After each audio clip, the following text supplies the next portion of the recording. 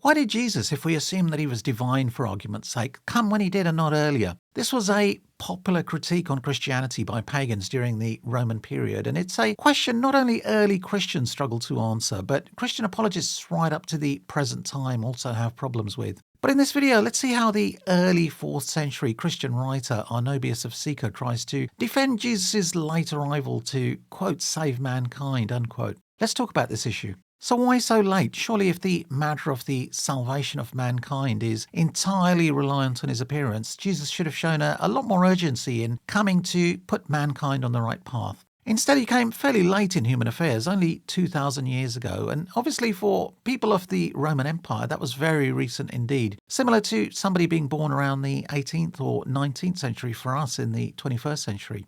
And in fact, you could extend this issue to the rest of Jesus' life, in which he seems to show no urgency to, quote, spread the good news, unquote, with the gospel accounts of his life being full of inexplicable delays for no good reason at all. For instance, Jesus goes wandering around in the wilderness for 40 days, no less. Does a divine being really need to think about things for so long? Jesus only decides to take up preaching at the relatively advanced age of 30. Again, that doesn't sound like he had some sort of divine plan, much less coming to save mankind. Or Jesus waiting for 3 days to resurrect himself again for no apparent reason at all. And of course the, quote, second coming, which again for no good reason is simply being delayed for longer than 2,000 years, even though Jesus confidently declared in the Gospel of Mark that he will come back within his followers' lifetimes. But for the purposes of this video, we'll stick with just the matter of Jesus appearing in Roman times and the related implications. Arnobius of Sicca tries to answer this question in his polemic against pagans called Adversus Gentes, or Against the Heathen, where he quite vociferously challenges pagans and pagan religion while defending Christianity. From his writings, Arnobius comes across as a very confident individual attacking those who, quote, profess to be worshippers of the deities and devotees of an antiquated superstition, unquote. By the way, in a previous video, I had a look at what the 5th century historian and theologian Paulus Erosius said on this exact same issue in his book, 7 Books of History Against the Pagans. And if you'd like to check that out, there is a link to that video on the top right of the screen, and there's a link in the description section below as well. These polemics against paganism and apologetics for Christianity weren't a new phenomena, of course. St. Augustine would write his famous work on the City of God against the pagans, challenging the speculation by pagans that Christianity was either causing or certainly partly causing the decline of the Roman Empire and the prosperity of Roman society.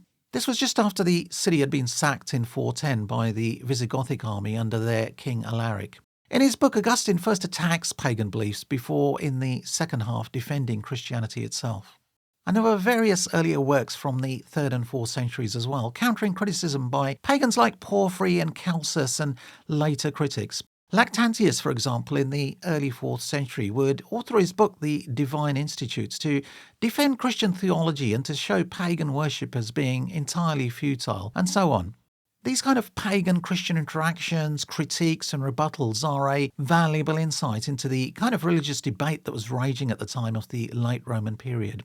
Unfortunately, very few pagan-authored books critiquing Christianity have survived, as they were banned by later Christian Roman emperors. Only the works of Porphyry, Celsus and the works of the Emperor Julian have survived to the present time in some form or another. So, Christian-authored books like Arnobius' work mentioning precise pagan criticisms, views and issues regarding Christianity are doubly valuable as having preserved some of these debates and dialogues.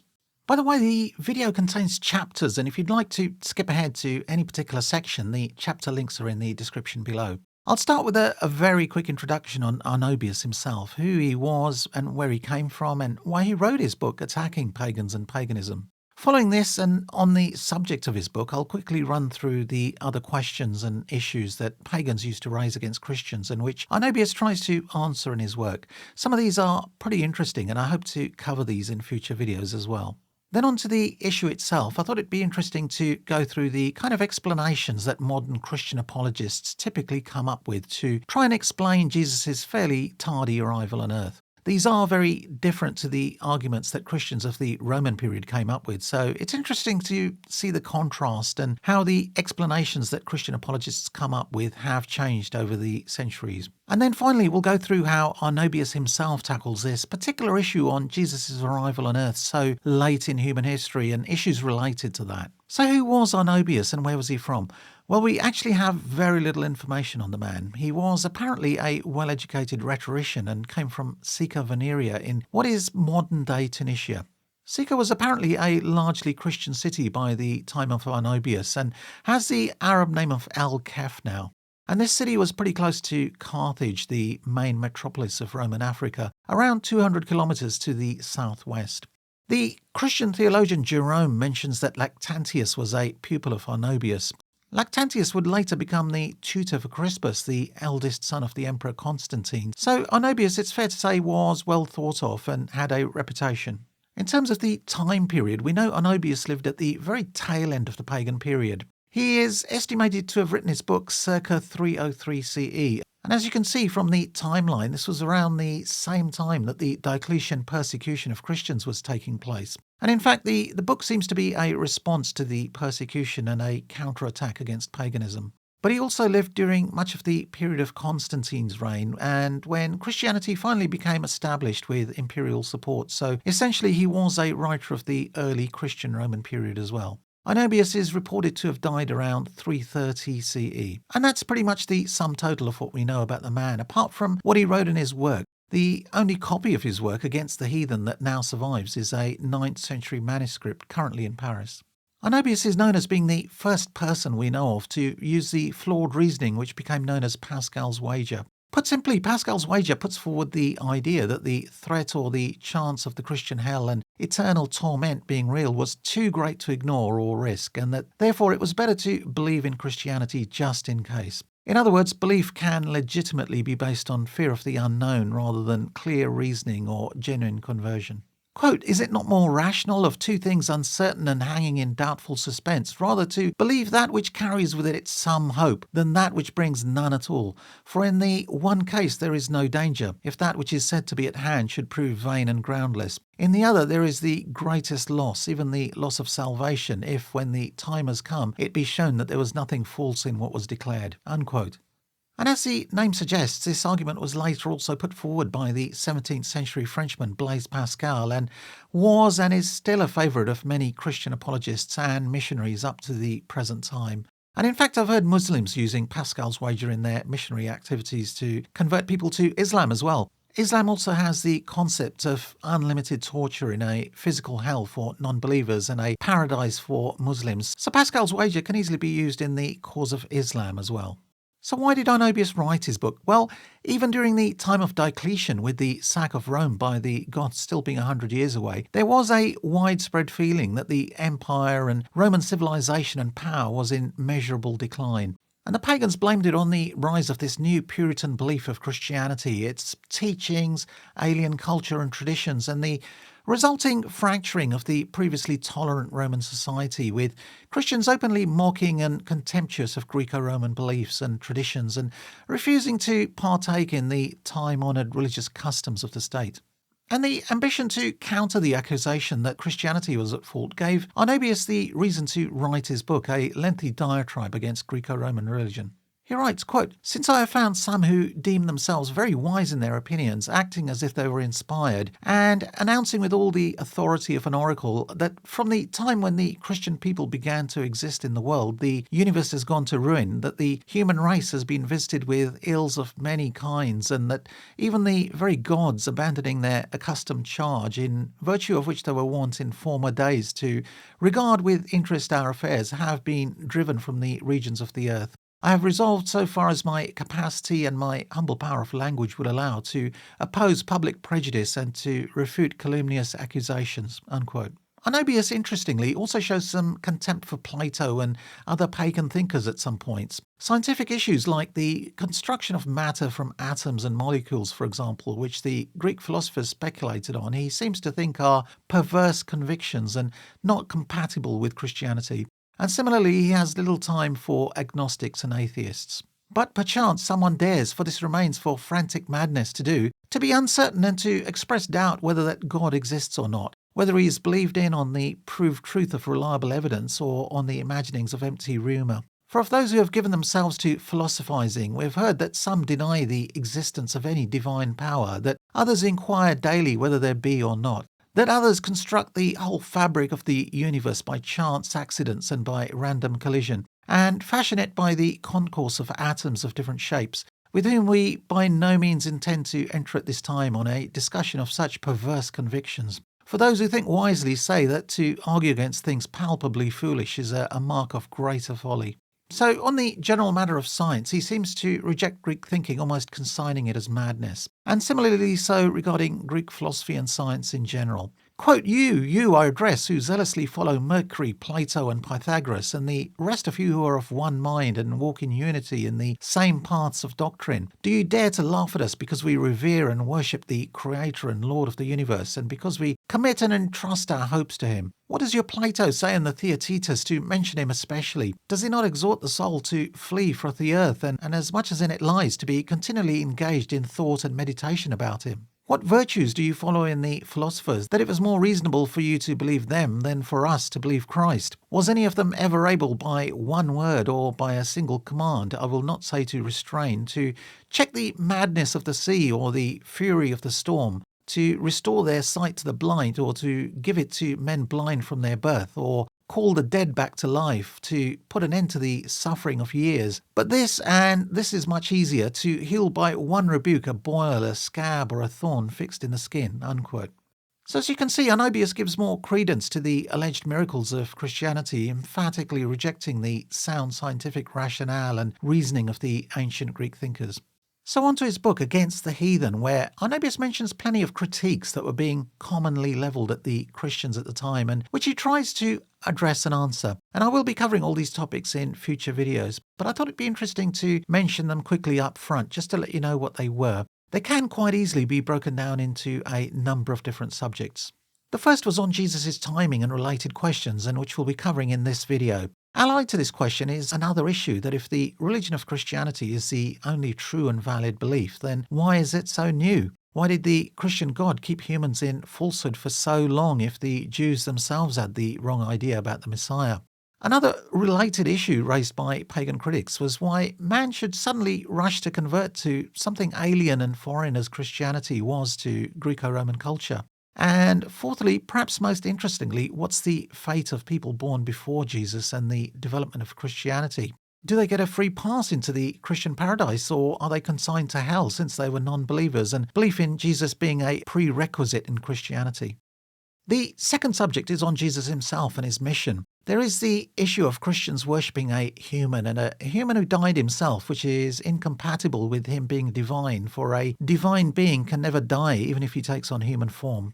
And what was the need for Jesus to appear in human form in any case and go through the complicated rigmarole of being born, growing up, and then being crucified? Surely the objective of preaching salvation could have been achieved much quicker without God having to spend 30 years first as a baby, then an infant and adolescent, and then earning a living as a carpenter for a few years. More interestingly, why did Jesus, if we assume he was divine, come down to earth as a human anyway? Surely it would have been far more eye-catching and attention-grabbing in terms of spreading the good news if he had assumed another shape, a more divine appearance, than of being an itinerant preacher. Moving on, the third subject concerns miracles and the heavy Christian dependence on the supernatural in the gospel stories about Jesus. Arnobius argues that the Christian miracles are superior to the ones performed by the Greek gods because Jesus didn't need any potions or sing incantations or say any spells, etc. before curing people. In addition, he also allowed others like his disciples to perform miracles as well, which the pagan gods didn't do. And he defends early Christians for basing their belief on the veracity of miracles and attributes their belief to the success of Christianity. The fourth subject was the attributes of the Christian God, in particular the issue of God being very decidedly a male in the Bible, and also the idea of God showing human emotions in the Bible, like anger and jealousy. Arnobius criticizes the pagan gods for having human emotions, but forgets that the God of the Bible shows similar characteristics and a far worse temper and destructive nature, the prime example being the Great Flood, for instance.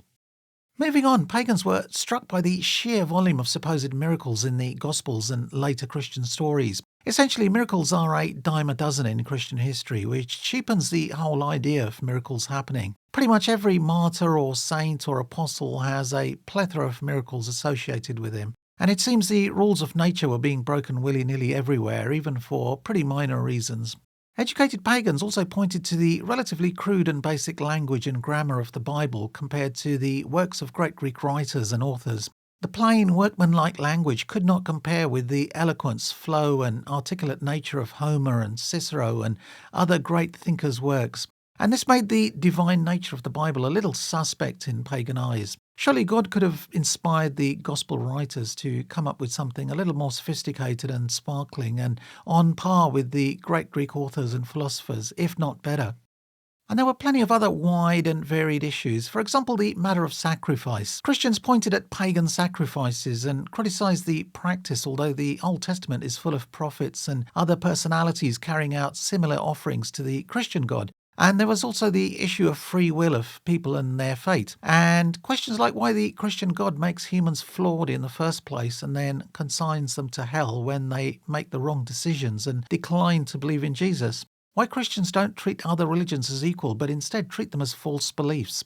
And of course the perennial favourite, the extreme torture of the afterlife in hell for unbelievers, and how a Christian God could possibly execute such harsh judgment. Seventh and last but not least was the feeling that many pagans felt that Christianity had caused the decline of the empire with its different customs, thinking and culture. And we'll discuss this most important issue as well. So as you can see, there are quite a few issues that Arnobius tries to address in his work, and as mentioned, I do hope to come back to these at a later date. So how do modern-day Christian apologists explain this reticence by Jesus to come earlier? Well, to their credit, most readily admit that they don't know why he didn't come earlier. Instead, they mostly focus on trying to make the most of when he was born and arguing that that particular time seems to be the perfect time for his birth for various reasons. And therefore, that was the time that was deliberately chosen by Jesus for his arrival. Why an all-powerful God has to be dependent on earthly events, though, to give his new religion the best chance of survival is not explained. So the various reasons are as follows, and these explanations are very popular and do superficially make sense from a Christian perspective in any case, but in my opinion none of them really stand up to any sort of great scrutiny. Arguably the most popular one, of course, is the Jewish expectation of a Messiah in the various obscure prophecies in the Old Testament relating to this. But even if we accept that Jesus' hands were tied and he was constrained by the biblical scriptures to come when he did to ensure the prophecies proved correct, this still works against the Christian argument. The truth is the Jews by and large rejected Jesus rather than accepting him. And if we assume Jesus was divine, then surely he must have known that the Jews would reject him. So descending to earth simply to fulfill some prophecy or their wait for a Messiah makes no sense when he knew the outcome would be a negative one. He might as well have come at any other time.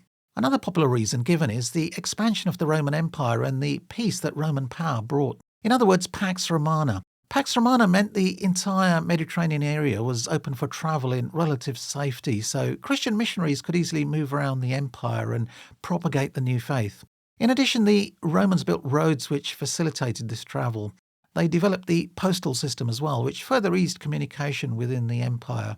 And these reasons are touted as having greatly helped the new faith. But the general idea that the Roman Empire helped Christianity is highly debatable. While these things may have helped to an extent, these were hardly important enough for Jesus to delay his coming for hundreds of years.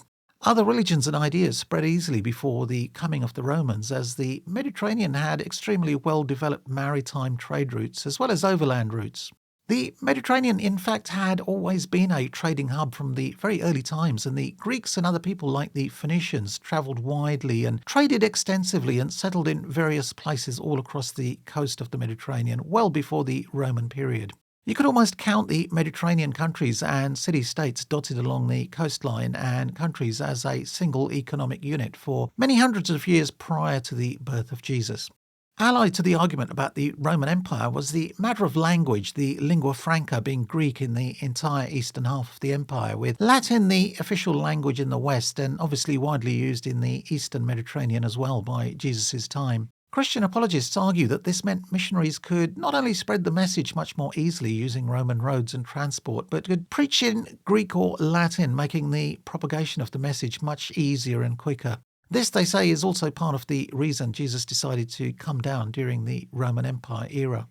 But if the use of Greek as a lingua franca was a big factor in Jesus deciding to come down when he did, then surely the much better time for him to come would have been during the time of the Tower of Babel, when everyone spoke a single language and all mankind was situated in one location. That would have been the very best of time for Christianity to not only appear but propagate as well.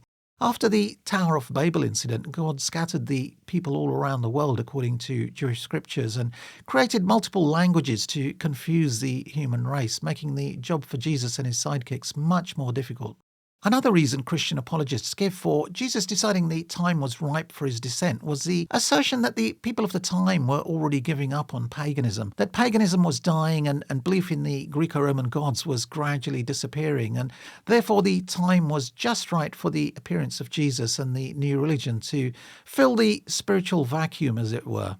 But this argument isn't borne out by the information we have on the period. Historians estimate less than 10% of the population of the empire was Christian by the time of Constantine, more than 300 years after Christ. And while that is reasonable growth, you could hardly say Christianity spread like wildfire. It was only after Constantine championed Christianity and the later Roman emperors began banning pagan worship on pain of death that the vast bulk of people were coerced into conversion. Even around 100 years after Constantine, during the time of the fall of Rome to the Goths in 410 CE, we know there was still a substantial portion of pagans in the empire, enough to propel St. Augustine into writing his work, City of God, to try and refute the argument that pagans were making that Christianity was largely at fault for the Roman Empire's misfortunes.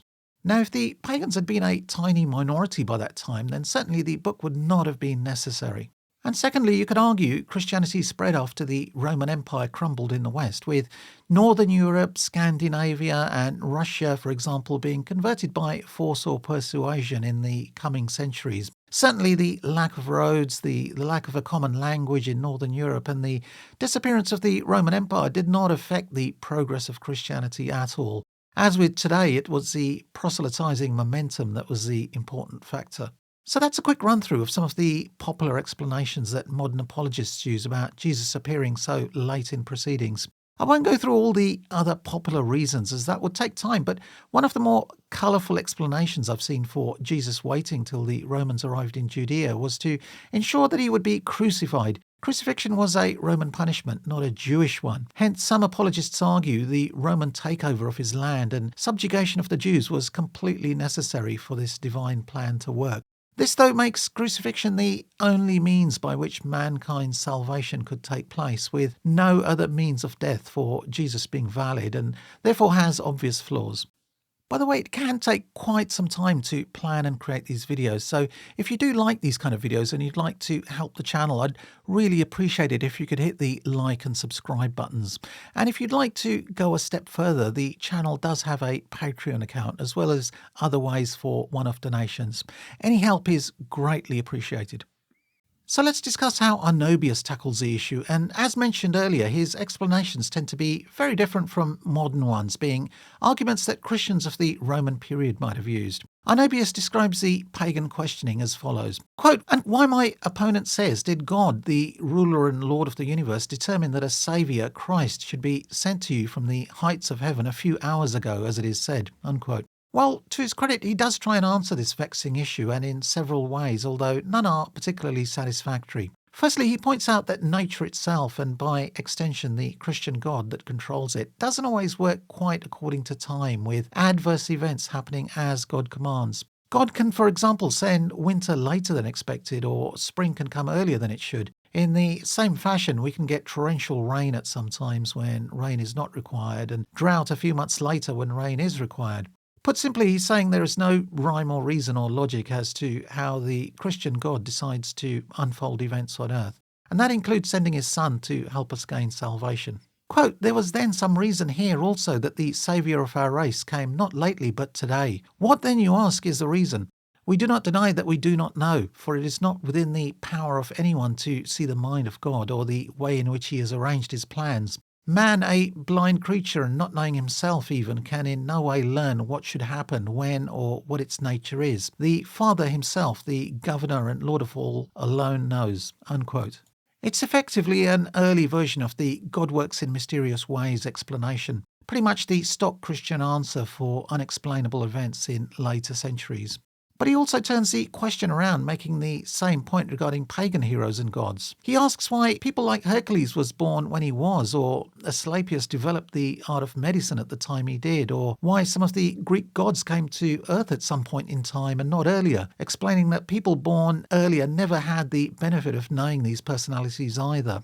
So effectively, the pagans must answer the same question regarding their heroes and gods. And any explanation they come up for Zeus or Apollo or Hercules walking on Earth at a particular time and not earlier can equally be applied by the Christians to Jesus appearing on Earth when he did as well and not earlier.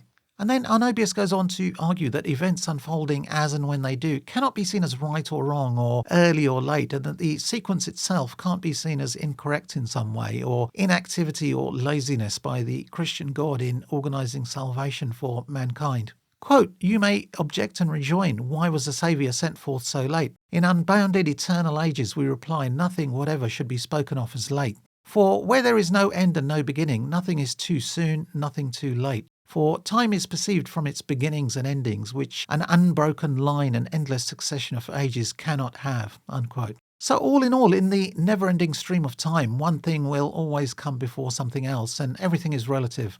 If Jesus had been born, say, a few decades earlier, then he suggests people would still be questioning why he wasn't born even earlier.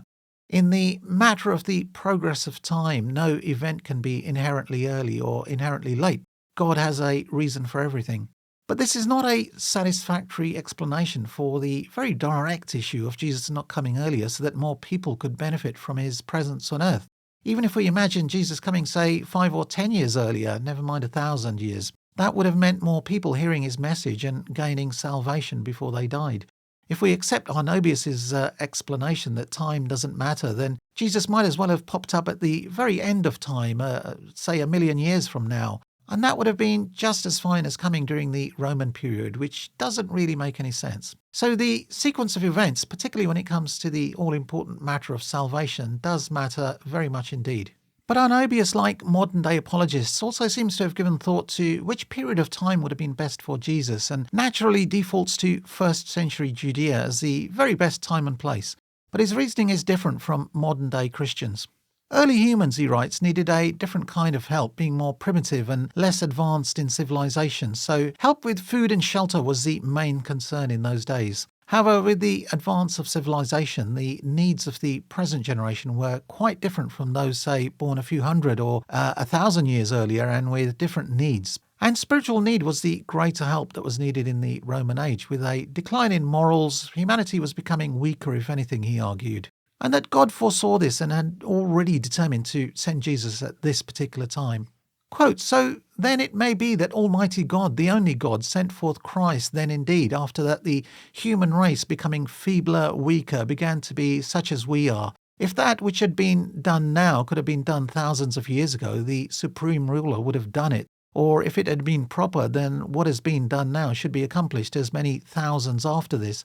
Nothing compelled God to anticipate the necessary lapse of time. His plans are executed in fixed ways, and that which has been once decided on can in no wise be changed again." Unquote.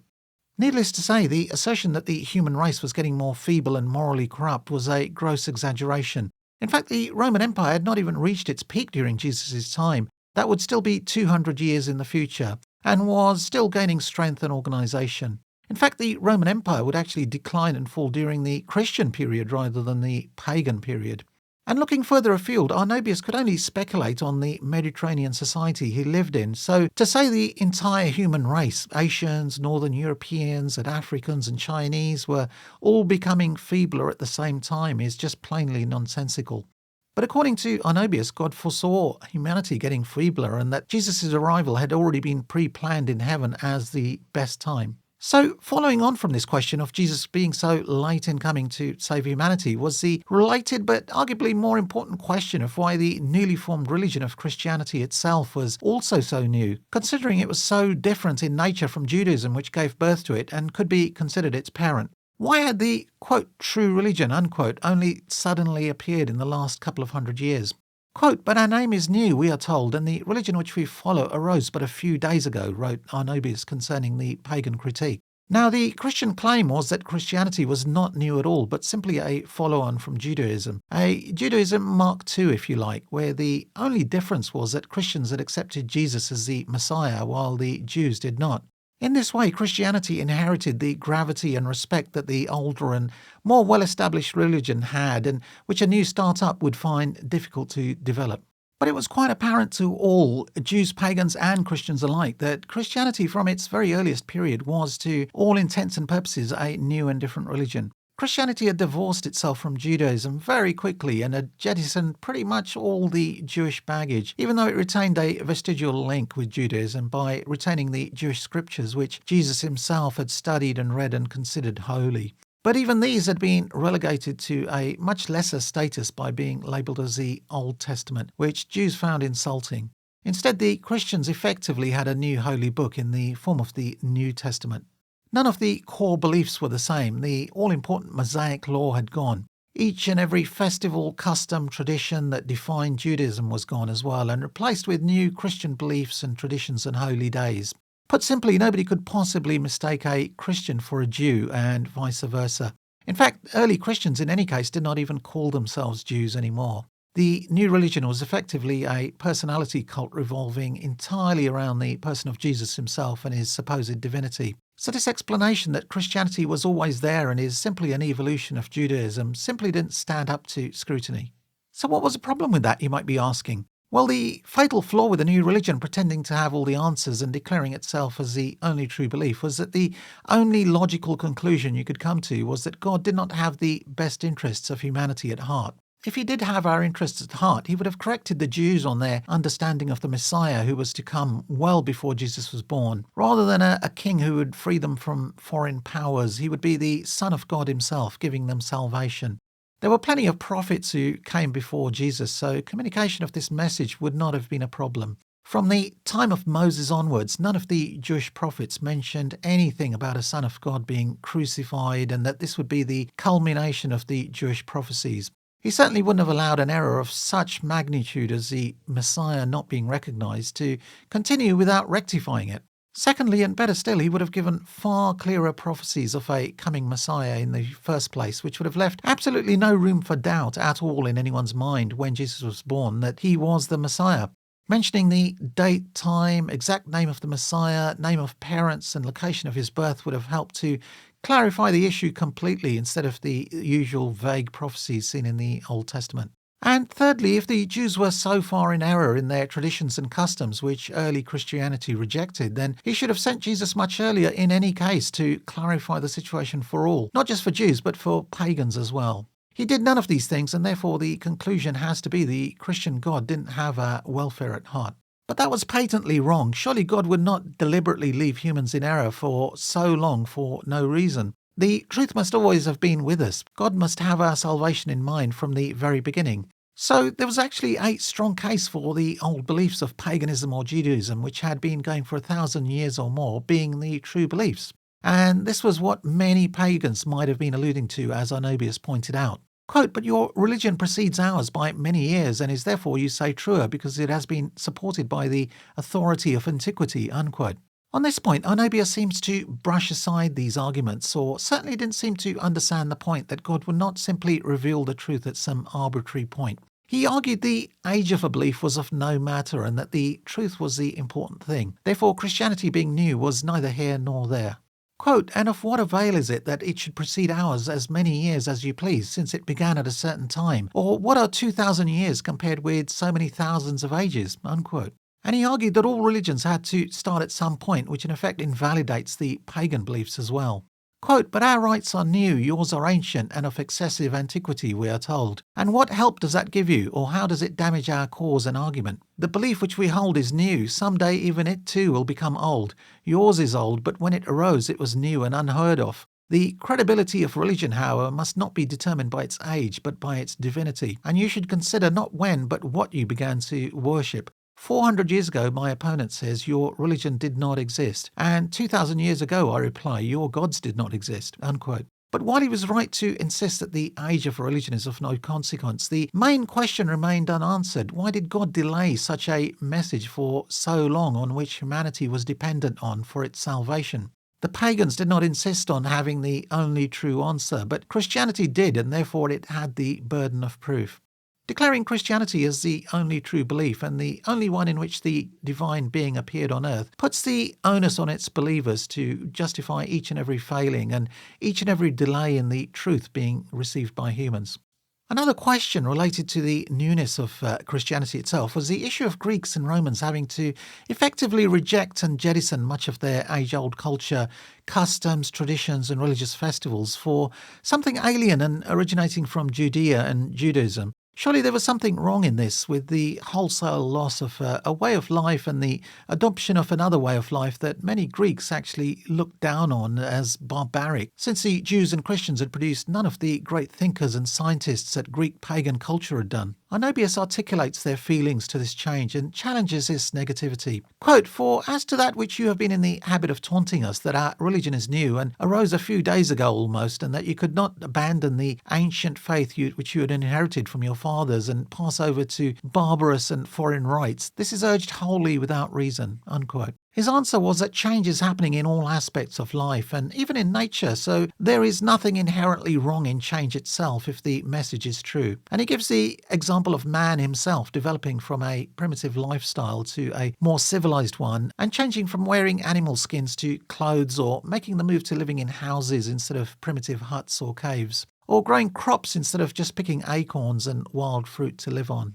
Similarly so with human customs and traditions in every culture, which constantly change over the ages. Now, since the Greeks acknowledged that their way of life had changed over the centuries and saw nothing wrong in this change, it would be hypocritical for them to condemn Christians for changing their mode of life and leaving pagan culture for a Christian one. Quote, "Therefore, when you urge against us that we turn away from the religion of past ages, it is fitting that you should examine why it is done. For if it is a fault or crime to change an opinion and pass from ancient customs to new conditions and desires, this accusation holds against you too, who have so often changed your habits and mode of life, who have gone over to other customs and ceremonies, so that you are condemned by past ages as well as we." Unquote. And he goes on to give various examples of Roman and Greek customs developing, becoming popular and then fading away as their society changed, while new customs and festivals were adopted, and that Christians were doing the same. Quote, "Since then yourselves also have followed at one time these customs, at another different laws, and have repudiated and rejected many things on either perceiving your mistakes or seeing something better. What have we done contrary to common sense and the discretion all men have, if we have chosen what is greater and more certain, and have not suffered ourselves to be held back by unreasoning respect for impostures?" Unquote. Now, what he argues is quite true, and there is nothing wrong in adopting new ideas, of course, if they are valid. And it's quite true that society does gradually change over time as our culture evolves. But the change asked for from new converts from a pagan culture to a Christian one with an entirely new batch of beliefs and traditions was a substantial jump, a far bigger jump than was ever asked for by other beliefs which were tolerant of culture. In fact, historians point to the period between the 4th and 7th centuries as the time of the single biggest cultural transition in Mediterranean society that had ever taken place, and in which much was lost during the change. A century or two after the Christian takeover, what little was left of old Greco-Roman classical culture in the southern and eastern Mediterranean would of course be destroyed by the Arabs and the new and expanding religion of Islam, an aggressively expansionist belief, just like Christianity, and arguably more heavily anti-pagan as well. So by the end of the 7th century, there were no pagan temples left standing anywhere around the Mediterranean, apart from the very few that had been converted to churches, and people's way of life was completely changed. So much so that if someone had a time machine and went from a 4th century city to the same city in the 7th century, he would not be able to believe that it was the same people and city. All traces of classical thinking, way of dress, customs and festivals had vanished permanently, with the cities full of churches or mosques instead, depending on where you were. And as a quick aside, and on this issue, if you'd like to read more about this massive cultural shift, I would highly recommend Catherine Nixie's book, The Darkening Age, which covers this cultural destruction beginning in Arnobius's time till the final banning of paganism during the time of Theodosius and into the 5th century. Another great book on the subject is The Final Pagan Generation by Edward Watts, which also covers the rapid and enforced change to a Christian monoculture. Links are in the description below. So, of course, the $64,000 question that arises out of Jesus being so laid back and coming so late is, what happens to people born in earlier ages if one's salvation depended entirely on believing in Jesus? Do these people get a free pass to the Christian heaven, or do they get herded into the Christian hell for eternity for the simple crime of being born too early and therefore not believing in Jesus? Quote, "But if, my opponents say, Christ was sent by God for this end, that he might deliver unhappy souls from ruin and destruction, of what crime were former ages guilty, which were cut off in their mortal state before he came? Can you then know what has become of these souls of men who lived long ago, whether they too have not been aided, provided, and cared for in some way?" Unquote. So how does Arnobius tackle this issue? Well, to his credit, he does put his hands up and acknowledge that he doesn't know, and that it's impossible to know the answer to this issue. In fact, the New Testament in no place tackles this issue either, so Arnobius and others could get no guidance on this front. So he very curiously and somewhat surprisingly declares there is no point in discussing the issue at all. Quote, "Lay aside these cares and abandon questions to which you can find no answer. The Lord's compassion has been shown to them too, and the divine kindness has been extended to all alike. They have been preserved, have been delivered, and have laid aside the lot and condition of mortality. Of what kind, my opponents ask? What? When? If you were free from presumption, arrogance, and conceit, you might have learned long ago from this teacher." Unquote. So he refuses to answer or speculate on this most difficult of questions, merely replying that they have to rely on God's kindness and castigating pagans for their arrogance in asking these sort of difficult questions. But what he doesn't seem to realise by his answer is that he has actually invalidated the whole foundation of Christianity, that only Jesus can save. This is the core doctrine of the religion. If God through his judgment could treat people born before Jesus with kindness and mercy, then he can do the same with people born after Jesus as well. And if we can be saved by his kindness, this means there was no reason to send Jesus to, quote, save, unquote, humanity in the first place. No reason for him to be crucified to take our sins, and no need for him to parade before his followers by resurrecting himself as well.